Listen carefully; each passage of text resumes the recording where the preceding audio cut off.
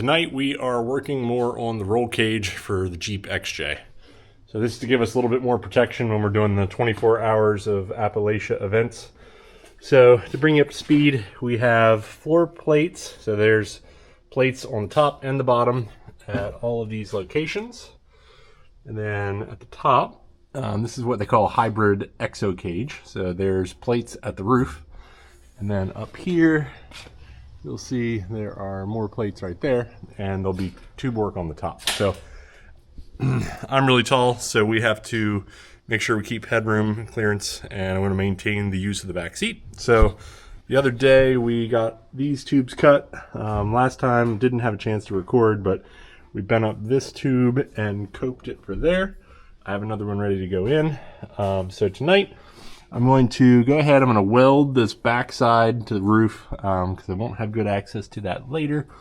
And then we'll get this piece tacked in. So I'm trying to keep this to where there's a package shelf about this height for my Harbor Freight packouts. They hold the recovery gear and spares and all that stuff. And then spare tire I think is going to go in underneath and or on the roof for these events. So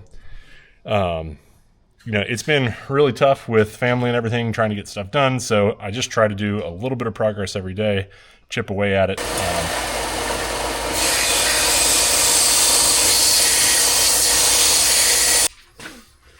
All right, so I always like to prep the tubes, get any of the oil and stuff off, so that way we have a better chance of getting a clean weld. In here, I will mark kind of about where this tube is going to fall, so that way I can prep all that steel as well while it's nice and easy. While I'm in here, I'm using some emery cloth and I'm prepping anywhere I know other tubes are going to hit. So there'll be a triangulation brace that comes through there. We'll have a couple tubes that land here in the middle of the seat brace. Here we're going to break out the welder and weld up some of these areas I know I'm not going to be able to get to, or it'll be harder. Let's see how it goes. I have most of the interior is out. I need to do something to protect the glass a little bit. We'll roll all the windows down to start. We also need to cope the passenger side tube that's going to support the rear roll bar. So this is just a Harbor Freight tube notcher. We got a Diablo bimetal hole saw. Got it set at the right angle. Okay, so a few minutes later, we are hole sawed the whole way through. They do make the carbide tipped ones that are a little bit deeper. They were sold out the other day when I was there, so I gotta get some more of those. But you can see that leaves a nice cope, but pretty jagged. So we'll clean that up on the 1-inch belt sander. We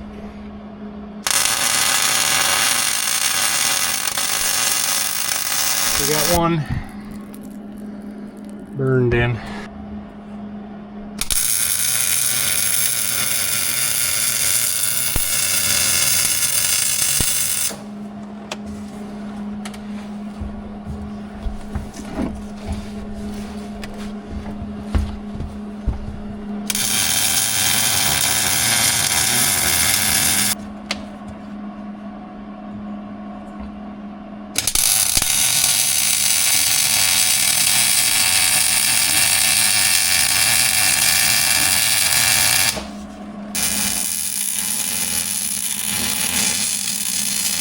The C-pillar hoop welded at the base plates, floor plates, ceiling plates, whatever you want to call them. The harness bar is burned in. And now we got the driver's side rear support dialed in. These are going to flare out a little bit. So that's about where that falls. So I'm going to go ahead and tack this one and get this one dialed in with the level, tack that one as well. We'll tack it up the roof too, and then we'll double check, make sure everything clears. So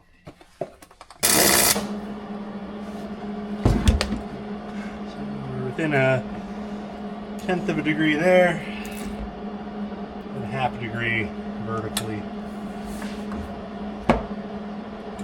Looks pretty good.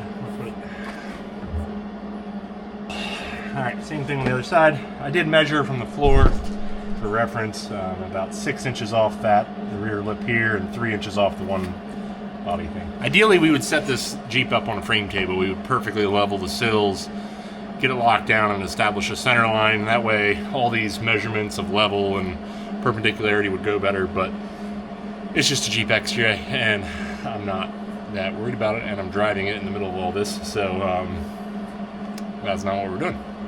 It's good enough for me. Let's do the other side. It's kind of looking like a roll cage just a bit.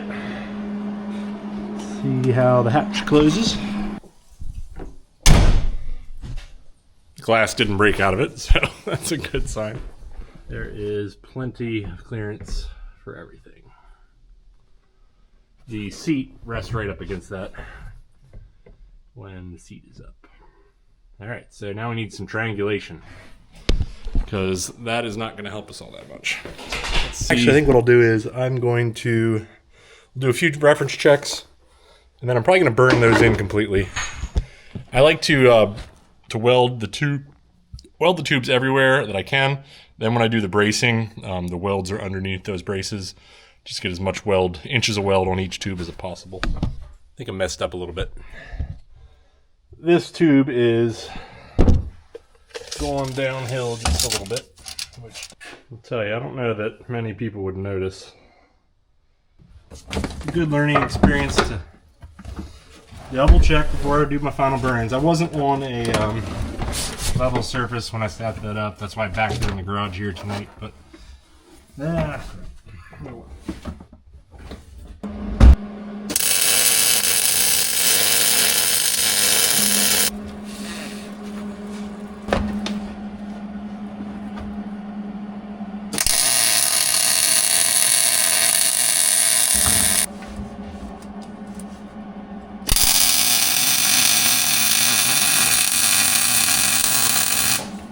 been a relatively productive evening. Found some problems, made some progress.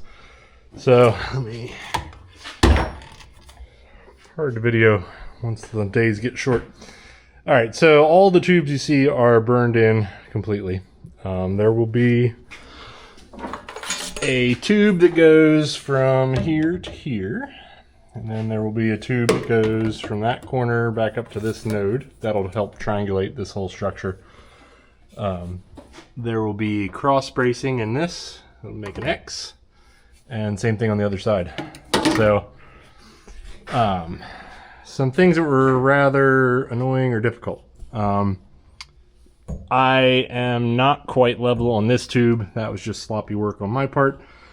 And accessing the welds on the backside here it's pretty tight. At some point, if I ever have the window open, I'll probably, or have the window out, I might re-weld that. So one of the big things when you're building roll cages is planning how the cage fits and how you have access for welding the tubes. So, and I knew this before I got into it, but by doing it the way I have, where I have the plates tight up against the ceiling and the floor, there's no way this portion of the cage can come out without me cutting something. One method I could have done would have been to drill holes in the floor down here and slid these floor plates out before I weld them, and then I could drop the whole cage down into the floor to get potentially better access on welding the top. But there's just not a lot of ways around it. I'd be interested to know if any of the prefab EXO hybrid cages, if the interior pieces are removable. I imagine that they might not be. So anyway, we are making headway. It's not perfect like everything on here, but it will be good enough for who's using it, which is me. We will get back on this maybe a little bit tomorrow night, get some more of this triangulation done.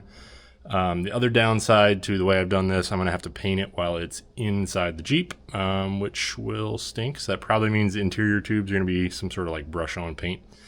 A lot of these are going to get wrapped with foam for occupancy safety, so we don't bonk our heads off stuff. Or I guess when we bonk our heads off stuff, it's padded.